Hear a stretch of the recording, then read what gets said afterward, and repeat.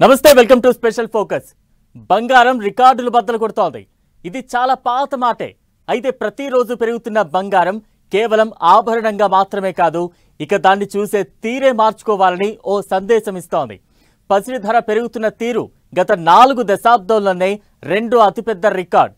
Rate మాత్రమే కాదు, బంగారం ఇన్వెస్టర్లకు లాభాలను పంచుతున్న తీరు కూడా చరిత్రలో నిలిచిపోయేదే. అందుకే నిస్సందేహంగా ఇది గోల్డెన్ టైం.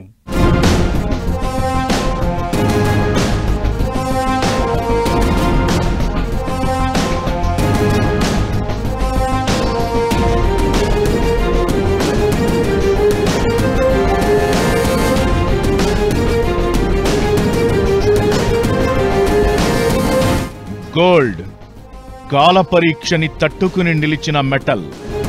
4 దశాబ్దాలలో రుజువైన సత్యమిది. 10 గ్రాముల పసిడి ధర 1,00,000 దాటడమే కాదు, ఇంకా పైకే. గత 55 ఏళ్లలో కనీసం 10 సార్లు రికార్డ్ బద్దలు కొట్టిన గోల్డ్ ర్యాలీ. మరి ఈ గోల్డ్ ర్యాలీ ఇస్తున్న సంకేతమేంటి? మరి ఇప్పుడు గోల్డ్ కొనడం ఎలా? బంగారాన్ని కొనండి, ధరించండి, లేదంటే పెట్టుబడి పెట్టండి. ఎలా చూసినా సరే బంగారం మీ ప్రతిష్టని ఇనుమడింపజేస్తుంది. ఇది తరాలుగా చూసిన సత్యం. ఇప్పుడు తులం బంగారం రేటు ఓ సాధారణ వ్యక్తికి కొనుగోలు చేయాలంటే చాలా కష్టమైపోయింది. రేటు 1,25,000 దగ్గరగా ఉంది. గతంలో ఓ కారు కొనడం ఎలా లగ్జరీగా ఉండేదో, ఇప్పుడు తులం బంగారం కొనడం కూడా దాదాపుగా అంతే మారింది. వీటి ధరల్లో తేడా ఉండొచ్చేమో గాని బంగారం నిత్యావసరం కాదు కాబట్టి ఇలా పోల్చాల్సి వస్తోంది. వాస్తవంగా చూస్తే బంగారానికి దానికంటూ సొంతంగా విలువలేదు. ఇన్వెస్ట్మెంట్ గురు వారెన్ బఫెట్ మాటల్లో అయితే ఇది జస్ట్ ఓ మెటల్ మాత్రమే. కానీ ఇదే గోల్డ్ రేటు గత 3 దశాబ్దాల్లో తన ప్రతాపం చూపించింది. ఆభరణంగా ధరించొచ్చు, దర్జా వలకబోయొచ్చు. అదే సమయంలో బంగారం అనేది దాని విలువలో కనీసం 80% లోన్ ఇవ్వగలిగే గ్యారంటీ అసెట్ కూడా.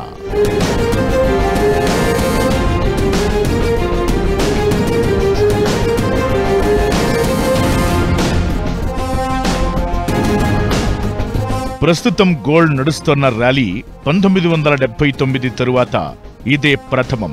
గత 4 దశాబ్దాలను కనుక పరిశీలిస్తే 1979లో బంగారం పెట్టుబడులపై 127% రిటర్న్ ఇచ్చింది.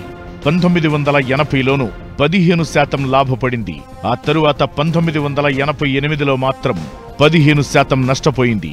2007లో 31% లాభపడింది. 2008లో 6% ర్యాలీ చేసింది. 2010లో 27.7%, 2011లోనూ 10% లాభపడింది. 2024లో 26.6% పెరిగింది. ఇక 2025లో బంగారం ధరలు దడదడలాడించేశాయి. ఈ ర్యాలీ ఎక్కడ ఆగుతుందో కూడా తెలియదు. గత 4 దశాబ్దాల్లో ఒక్క 2008 మినహా అన్ని సంవత్సరాల్లో అమెరికన్ ఈక్విటీ మార్కెట్లు, క్రూడాయిల్ కూడా కాస్తో కూస్తో లాభాల్లో ఉన్నాయి. 2008లో అమెరికన్ స్టాక్ మార్కెట్లు 38% నష్టపోతే క్రూడాయిల్ రేటు ఏకంగా 48% పతనమైంది. సాధారణంగా గోల్డ్ రేట్ పెరిగినప్పుడు ఇతర మార్కెట్లలో నష్టాలనే కారణంగా చెబుతుంటారు. అయితే అది ప్రతి ఏటా జరగలేదని ఈ డేటా చెబుతోంది. ఇక ఒక్క స్టాక్ మార్కెట్లనే గమనించిన గత 55 ఏళ్ల చరిత్రలో 1980, 2010లో మాత్రమే ఈక్విటీ మార్కెట్లు గోల్డ్ కంటే లాభాలను పంచాయి. మిగిలిన ప్రతి 5 ఏళ్లను లెక్కబెడితే బంగారమిచ్చిన రాబడి స్టాక్ మార్కెట్లు పంచలేకపోయాయి. సో ఈ లెక్కలు చూస్తే గోల్డ్ ఈజ్ గోల్డ్, బంగారాన్ని మించిన పెట్టుబడి మరోటి లేదనేగా. అంతర్జాతీయంగా దేశాల మధ్య ఉద్రిక్తతలు గ్లోబల్ ఇన్వెస్టర్లను గోల్డ్లో పెట్టుబడుల వైపు మళ్లించాయి. అలానే డాలర్ పతనం కూడా మరో కారణమవుతోంది. ఇవన్నీ కలిపి మన దేశంలోనూ బంగారం ధరలను బగ్గుమని మండిస్తున్నాయి.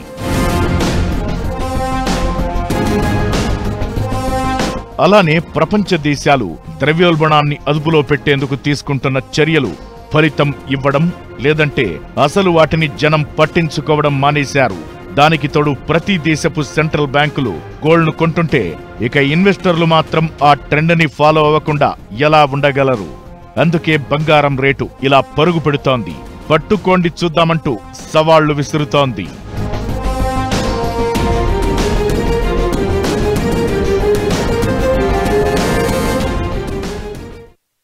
పసిడి పరుగు మరి ఎంతకాలం సాగుతుంది? ఇది ఇలానే పెరుగుతూ పోతుందా, లేక ఇంకెక్కడైనా బ్రేకులు పడతాయా? ఈ సందేహం కనీసం నెల రోజుల నుంచి చాలా మందిని పీడిస్తోంది. అయితే బంగారం రేటు తగ్గినా అది ఎంతో తగ్గదనేది ఎక్కువ మంది చెప్పే మాట. అందుకే చాలా మంది ఇప్పుడు బంగారం కొనే పద్ధతిని మార్చుకుంటున్నారు. గోల్డ్ ఇన్వెస్ట్మెంట్స్ లో ఆల్టర్నేటివ్ వేస్ వెతుకుతున్నారు. అవేంటో ఇప్పుడు చూద్దాం.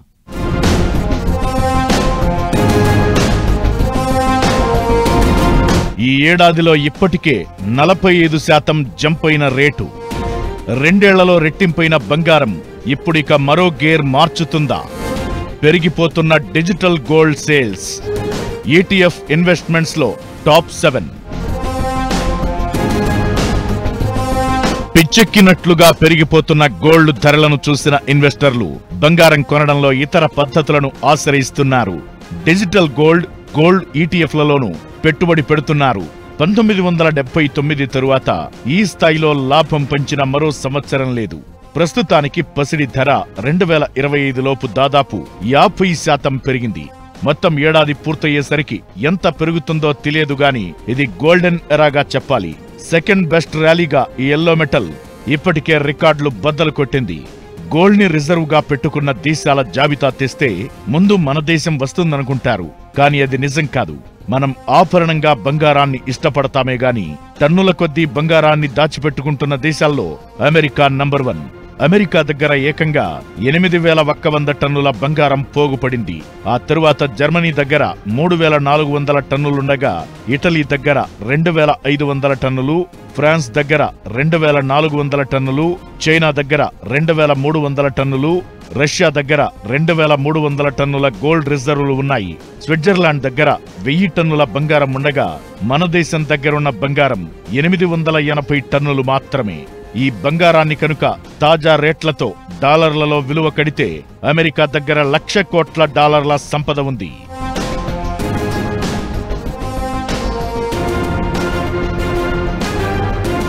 ఇలా దేశాలకి దేశాలు బంగారం నిల్వలను దాచిపెడుతున్నప్పుడు అదే ట్రెండ్ డిమాండ్ అండ్ సప్లై సూత్రం ఆధారంగా ఔన్సుల్లో గోల్డ్ రేటు రికార్డులు సృష్టిస్తోంది. అందుకే ఆల్ టైమ్ రికార్డ్ రేటు ఔన్సుకి $3,901 పలికింది. ఇది $4,000 మార్క్ దాటడానికి పెద్ద టైం కూడా పట్టదు. అందుకే బంగారం కొనడానికి ఇతర మార్గాలను అన్వేషిస్తున్నారు. గోల్డ్ ఎక్స్చేంజ్ ట్రేడెడ్ ఫండ్స్ లో పెట్టుబడులు పెరిగాయి. Gold exchange traded funds value 8.9 బిలియన్లుగా ఉంది. అందులోనూ ఈ ఏడాదిలోనే ఇప్పటి వరకు బంగారం ETFలలోకి పెట్టుబడులు 1.35 బిలియన్లు కాగా, డిమాండ్ 12.5% పెరిగింది. ప్రస్తుత త్రైమాసికంలో బంగారు ETFలలో $371 మిలియన్ పెట్టుబడి పెట్టాయి. వీటిలో ఒక్క ఆగస్టు నెలలోనే 5th లార్జెస్ట్ ఇన్వెస్ట్మెంట్స్ 232.6 మిలియన్లను రాబట్టింది. ఇదే ETFల రూపంలోని ఫిజికల్ గోల్డ్ ని లెక్కిస్తే 70 టన్నులుగా తేలుతుంది. ఇంత కొనుగోళ్లకి కారణం బంగారాన్ని ఏదో రూపంలో కొనుగోలు చేయడం, లేదంటే లాభాలను ఒడిసి పట్టడానికే.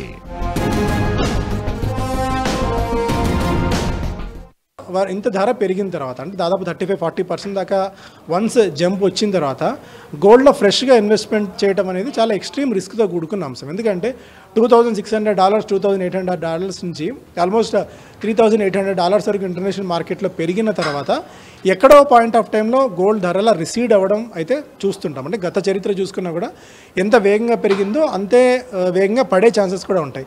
అయితే ఈసారి అంత వేగంగా పడిపోతుందా, మళ్ళీ 85,000, 90,000కి గోల్డ్ వస్తుందా అంటే చెప్పడం కష్టం. సో ఇక్కడి నుంచి భారీగా పెరిగే అవకాశాలు అయితే తక్కువ, కానీ కొద్ది గొప్ప అంటే మేబీ ఇక్కడి నుంచి పెరిగిన తర్వాత ఒక 5,000, 10,000 మ్యాక్సిమం కరెక్షన్ వస్తే వచ్చే ఛాన్సెస్ ఉన్నాయి. కానీ బట్ స్టిల్ ఇంకా గోల్డ్లో పొటెన్షియల్ ఎక్కువగా ఉంది. గోల్డ్ బాగా పెరిగే ఛాన్సెస్ ఎక్కువ ఉన్నాయి. మరి ఈ రేంజ్లో ధర పెరగడమే తప్ప విరగడం ఉండదా అంటే ఖచ్చితంగా ఉంటుంది. షార్ట్ టర్మ్లో ఒడిదుడుకులు రావచ్చు. కొన్ని రోజులు స్థిరంగా 1,10,000, 20,000 మధ్యనే ఉండొచ్చు. జియో పొలిటికల్ టెన్షన్స్ అంటే ఇప్పుడు ఎక్కడైతే యుద్ధాలు, యుద్ధ వాతావరణం ఉందో అవి తొలగితే వెంటనే ధరల్లో పతనం చోటు చేసుకుంటుంది. అయితే ప్రస్తుతం ఇన్స్టిట్యూషనల్ బయింగ్ రూపంలో కొనుగోళ్లు సాగుతున్నాయి. దేశాల రిజర్వ్ బ్యాంకులు భారీ పరిమాణంలో కొంటున్నాయి. దీంతో ఇప్పట్లో గోల్డ్ డిమాండ్ తగ్గేలా లేదు. కానీ మన పెద్దవాళ్లు ఎప్పుడో చెప్పిన మాటని అస్సలు మర్చిపోకూడదు. అతి సర్వత్రా వర్జయేత్. అదే పనిగా పెరుగుతోంది కాబట్టి కేవలం లాభం కోసమే కొనుగోళ్లు చేస్తే బొక్కైపోక తప్పదు.